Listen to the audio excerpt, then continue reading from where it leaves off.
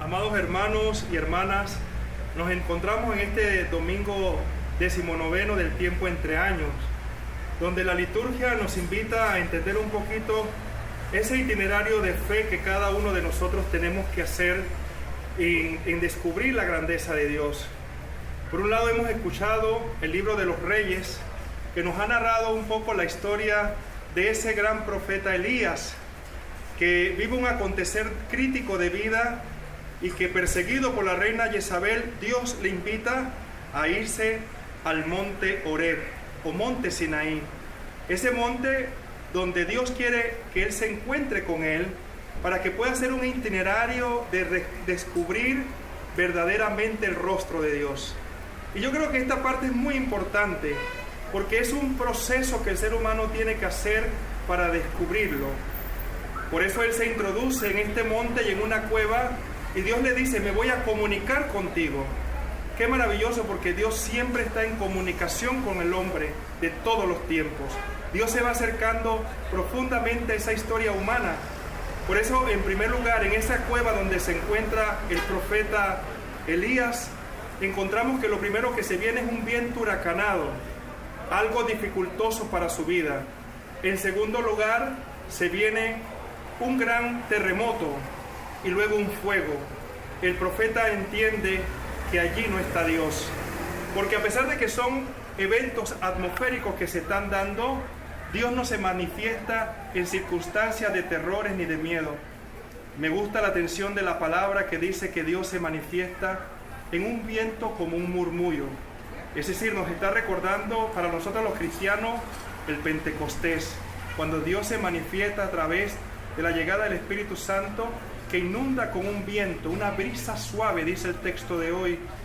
Yo me pongo a pensar a veces aquí en nuestro país, Panamá, con estas calores que hay cuando una señora saca su abanico y se empieza a abanicar y de repente ¡puf!, lo guarda.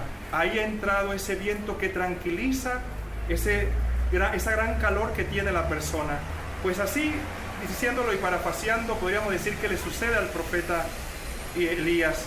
Dios verdaderamente se manifiesta en la suave brisa que lo va a llenar el corazón y le va a permitir vencer el obstáculo ante la situación de los otros sacerdotes que profetizan otras cosas como el dios Baal, y va a permitir que ahora, en este momento coyuntural, el profeta adquiera la fuerza necesaria para impulsar verdaderamente el mensaje de Dios.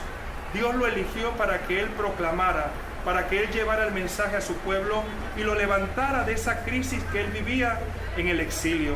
Por eso la importancia hoy que entendamos que hay que ir buscando en el caminar nuestro la fe. ¿Cómo se presenta esto en la rica experiencia del Evangelio de este domingo? En primer lugar, recordemos que el domingo pasado Jesús estaba en la montaña orando, comunicándose con Dios, hablando con él. Estaba haciendo como este profeta ese itinerario que el Padre quería realizar en la figura de él, en lo que quería entrarlo, hacerlo introducir. Por eso el Señor se separa, desciende de la montaña y, viendo la situación de los seres humanos que andaban como ovejas sin pastor, decide alimentarlo a través de la multiplicación de los panes y de los peces. Terminada esa misión del domingo pasado, Jesús vuelve a la montaña. A mí me gustaría entender qué habrá conversado Jesús en esa montaña con el Padre Dios. Voy a hacer mis propias decisiones en esto. Tal vez Jesús fue a la montaña, se comunicó con Dios y le dijo: Señor, ¿habrán entendido los apóstoles el milagro de la multiplicación de los panes? ¿Será que a partir de ahora tendrán una fe perdurable en la vida? ¿Será que ahora podrán entender lo que el Señor Dios quiere tú hacer por medio de mí en ellos? Y después de haber orado y de haber profundizado y de adquirir la fuerza, el Señor desciende del monte como descendía Moisés después del encuentro con Dios. Y en ese momento de descender, empieza a caminar en donde los discípulos se encontraban en la barca, con dos cosas que a mí me llaman la atención este domingo. Primero, dice que el viento era demasiado fuerte, era contrario hacia donde ellos estaban navegando.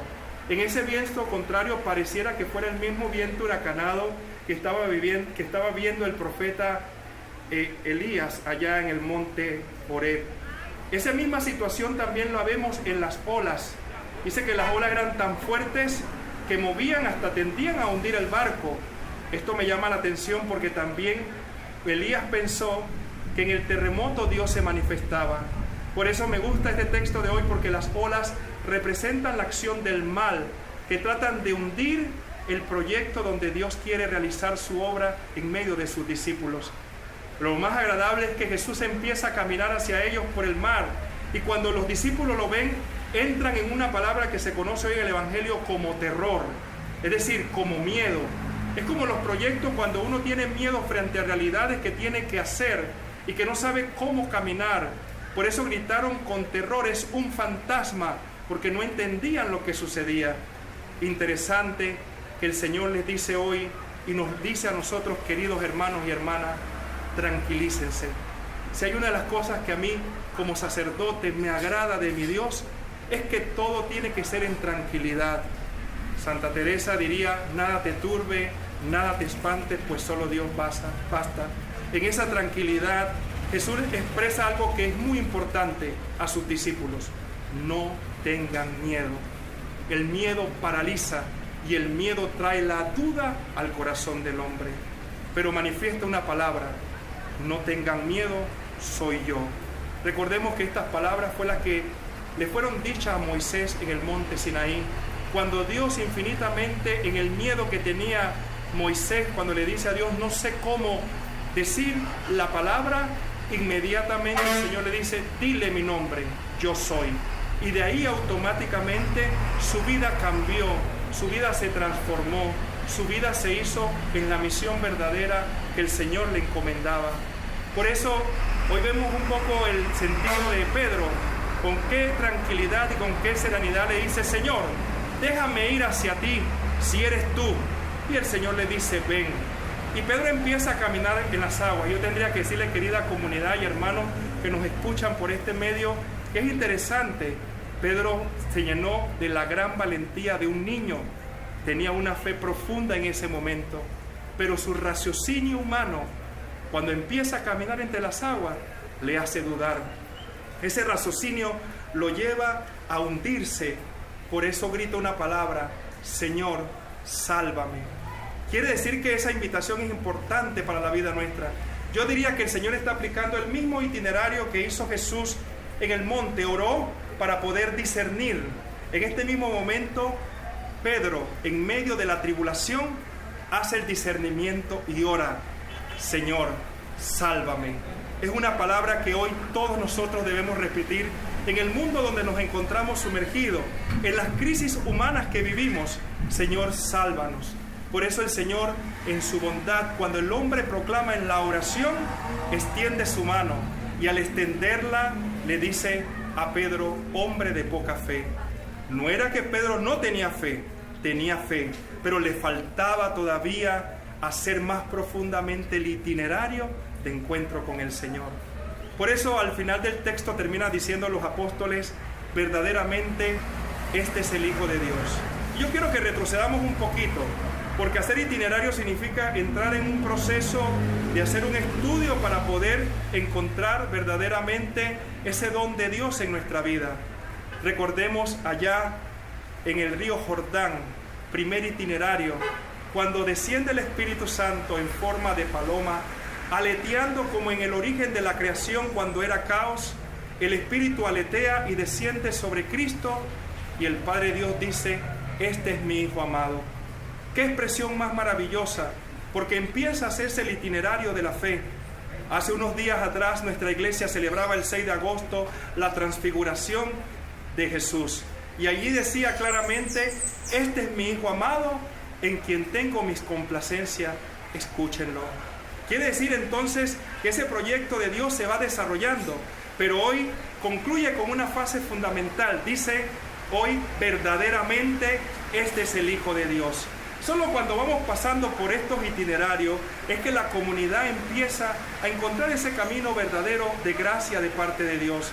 Qué bueno es que hoy nosotros podamos decir, al concluir esta homilía y este encuentro personal con el Señor, no solamente decir, este es mi Hijo amado, Este es mi Hijo amado en quien tengo mis complacencias, escúchenlo. No solamente decir verdaderamente, este es el Hijo de Dios, sino que hacer nuestro itinerario y decir, soy hijo de Dios. Y por ser hijo de Dios, aunque a veces me falta la fe por el miedo o por la duda, Dios siempre me extenderá la mano para que yo encuentre en Él la fuerza para seguir caminando. No te desilusiones, amado hermano, que escuchas por este medio este mensaje.